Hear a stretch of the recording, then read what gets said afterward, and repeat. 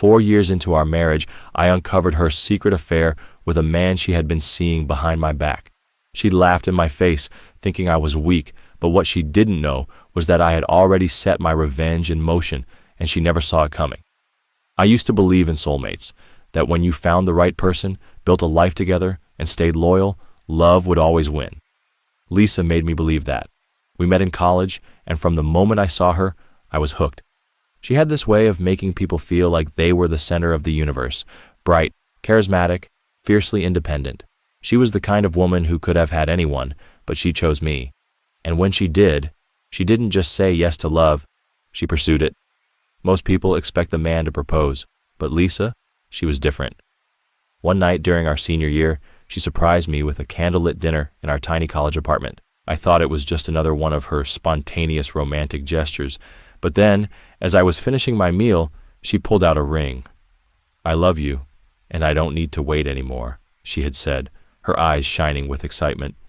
"Marry me, and let's build the life we've always talked about." I remember feeling like the luckiest man alive.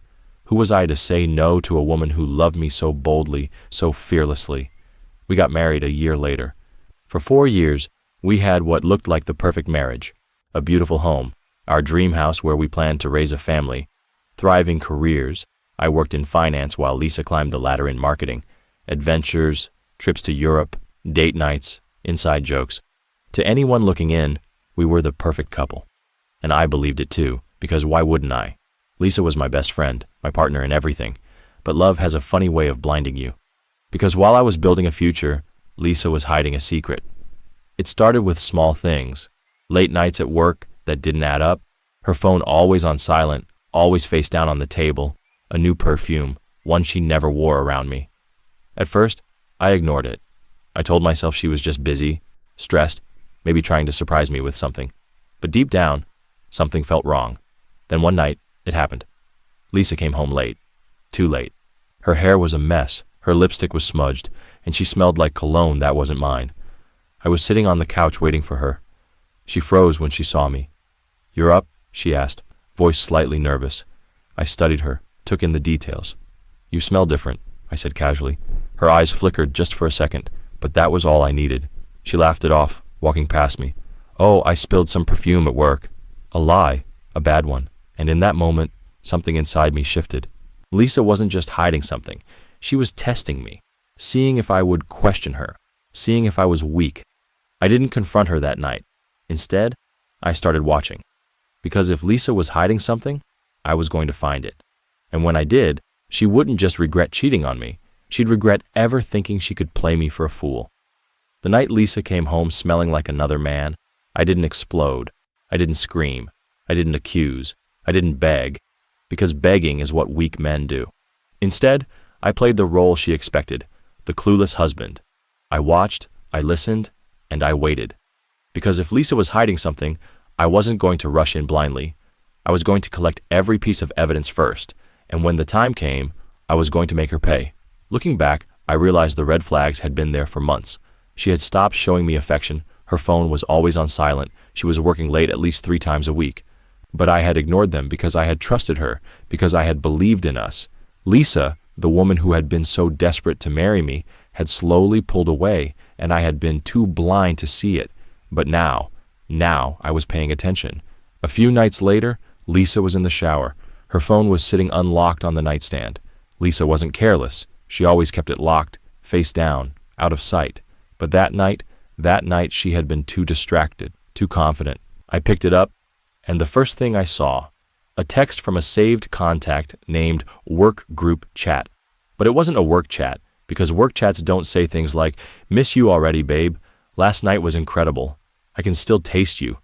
My blood went ice cold. I clicked on the contact. The text went back months. Flirty messages, plans for secret dates, hotel receipts, and then a picture. Lisa wearing lingerie I had never seen before, lying on a bed that wasn't ours. The caption, "Waiting for you, baby. Hurry up." I felt my hands tighten around the phone, not in shock, not in pain, in rage. Lisa wasn't just cheating, she was mocking me. And that meant war. The number wasn't saved under a name, but Lisa wasn't as clever as she thought. I copied the number, ran it through a reverse lookup, and in seconds I had a name, Ryan Carter. I pulled up his social media. Married, 2 kids, works at Lisa's company. I clicked through his pictures, my jaw tightening. This was the man Lisa was risking everything for? A slimy, arrogant businessman with a fake smile and a generic motivational bio? This was the man she thought was better than me? I let out a slow breath, my fingers forming into fists. Lisa thought she was winning. She thought she was getting away with it. But what she didn't know, I had already started setting the trap, and by the time she and Ryan realized what was happening, it would be far too late. Lisa thought she had me wrapped around her finger. She thought she could laugh behind my back, sneak around with Ryan, and still come home to the husband who adored her. But what she didn't know, I had already started dismantling her life, and when the pieces started to fall, she wouldn't even realize what was happening until it was too late. Lisa and Ryan weren't just cheating, they were reckless. And the funny thing about reckless people, they leave trails. I didn't need to hire a private investigator. I didn't need to hack into anything, because Lisa and Ryan had done all the work for me. Lisa's laptop, she stayed logged into her email, thinking I never checked it. Shared drive files, a folder labeled Work Docs, had travel confirmation for 2, both in her name and Ryan's. Uber account, I checked our ride history, multiple drop-offs at a hotel far from our house. And the biggest mistake? Our smart home system. We had a security camera system, one she forgot to disable before bringing Ryan over. One click, and there it was. Lisa walking into our house with Ryan. Lisa kissing him in our kitchen. Lisa moaning his name in our bed. I closed the app, my hands steady. No anger, no heartbreak, just focus. Lisa thought she was being careful. She thought she was winning. She had no idea that the walls were already closing in. Lisa and Ryan were planning a weekend getaway. They had booked a secluded cabin. Lisa told me it was a girls' trip. Ryan told his wife he had a business retreat. Both were lying. Both had no idea that I was about to turn their little vacation into a complete nightmare. I smiled as I booked a flight for Ryan's wife, Michelle, and then I scheduled a meeting with Lisa's boss, because Ryan wasn't just cheating on his wife. He was having an affair with a subordinate, and their company had a strict no fraternization policy. One email, that's all it took to put both of their careers at risk. Lisa thought she was winning. She had no idea I was setting the stage for her downfall. Friday arrived. Lisa packed her bags, kissed me on the cheek, and said, "I'll miss you, babe," lying to my face again. I smiled. "Have fun, sweetheart." And I meant it, because this would be the last trip she ever took with him. Lisa and Ryan thought they were slipping away for a weekend of passion, free from suspicion. They had no idea their romantic escape was about to turn into a nightmare. Because while they were checking into their cozy cabin, I was ensuring they had front row seats to their own destruction. And the best part? They wouldn't even realize what was happening until it was too late. Lisa had been all smiles as she left home. She packed her best lingerie. She booked a private chef for a special dinner. She wanted to make this weekend perfect for Ryan. But as soon as they arrived at the cabin, things started to go wrong. Her phone service was down. Ryan's credit card suddenly declined when paying for the cabin. The private chef mysteriously canceled last minute. Little inconveniences, enough to make them annoyed, frustrated, but not yet alarmed. They had no idea that every single thing was happening for a reason. Because I was controlling the board, and they were just pieces in my game. Ryan was pouring Lisa a glass of wine when the cabin door suddenly burst open, and standing in the doorway, Michelle, Ryan's wife. Her eyes were cold, her lips twisted into a smile that wasn't a smile at all. Behind her, a hotel clerk holding a folder full of proof, screenshots of their texts, hotel receipts, security footage from my home. Lisa dropped her wine glass. The color drained from Ryan's face. "What the hell is this?" Ryan demanded, his voice sharp with panic. Michelle laughed. "This, dear husband, is what happens when you think you're too smart to get caught." Lisa stumbled backward, shaking her head.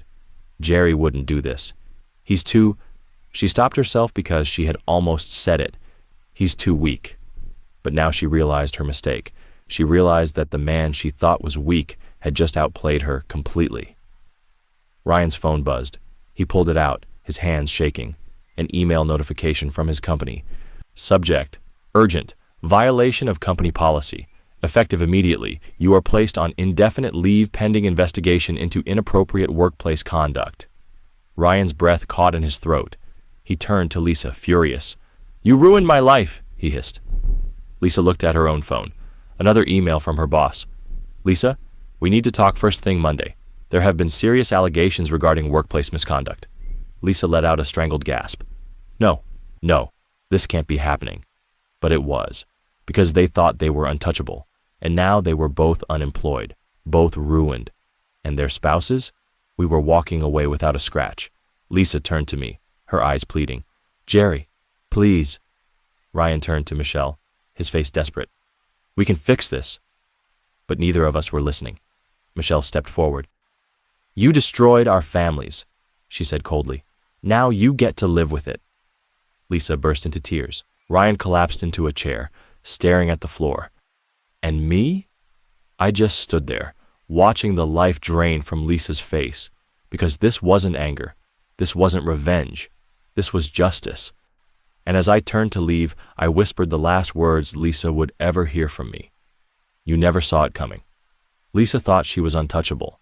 She thought she had traded up, that she could mock me, betray me, and walk away laughing. But now she had nothing. Her job gone, her reputation destroyed, her lover furious, blaming her for everything. And now, just like I had predicted, she came crawling back. It had been 2 weeks since I blew up Lisa's life. I was sitting on the couch, sipping a drink, when I heard it. A knock. Hesitant. Weak. I didn't even have to check who it was. I already knew. I let her knock again and again.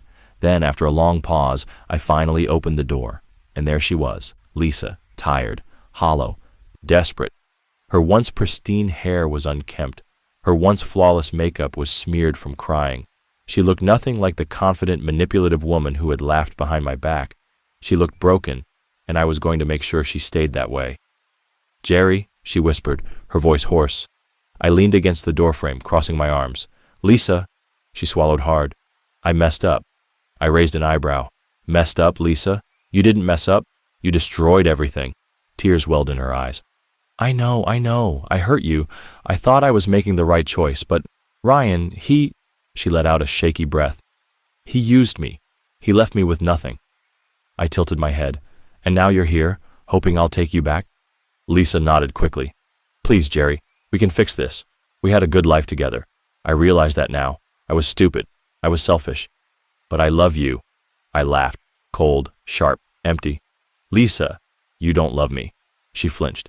You loved the security I gave you, the comfort, the stability, but the second you thought you could do better, I shook my head. You threw me away. Her lip quivered. Jerry, I have nowhere to go. Not my problem, I said, mocking the exact words Ryan had used on her. And then I slammed the door in her face, just like she had slammed the door on our marriage. That night, Lisa sent me one last text. I don't know what to do anymore. I feel like I don't even exist. I miss you. Please, just talk to me. I stared at the screen for a moment. Then I typed 2 words. You lost. And I blocked her number, because the best revenge is knowing they'll spend the rest of their life wishing they had never betrayed you. Was this revenge justified, or did it go too far? Drop your thoughts in the comments below. We want to hear your take. And if you love jaw-dropping pro-revenge stories, make sure to hit that subscribe button and smash the like for more thrilling tales you won't want to miss. Every like, share, and subscription means the world to us. It helps us keep bringing you the stories you crave. Your support truly makes a difference. Thank you so much for being part of our community.